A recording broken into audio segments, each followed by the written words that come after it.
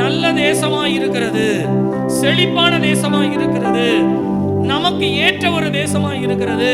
கர்த்தர் சொன்ன அத்தனை காரியங்களும் உண்மைதான் என்று அவர்கள் உண்மையை சொல்வது மாத்திரமல்லாமல், நற்செய்தி சொன்னது மாத்திரமல்லாமல், அதில் ஒரு துர்ச்செய்தி வருகிறது. என்னவென்றால், அவர்கள் பலவான்கள், அவர்கள் பட்சிக்கிறவர்கள், அவர்கள் பெரிய ஆட்கள், அவர்கள் ராட்சதர்கள், நாம் அவர்களுக்கு முன்பாக வெட்டுக்கிளிகளை போல இருப்போம் என்று சொல்லும் பொழுது, அடுத்த அதிகாரத்திலே ஜனங்கள் எல்லோரும் அழுது புலம்பினார்களாம். இவ்வளோ தூரம் நம்ம வந்துட்டோம், ஆனால் அந்த தேசத்தை சுதந்தரிக்க முடியாது போல இருக்கிறதே என்று சொல்லி ஜனங்கள் கண்ணீர் விட்டு அழுதார்களாம்.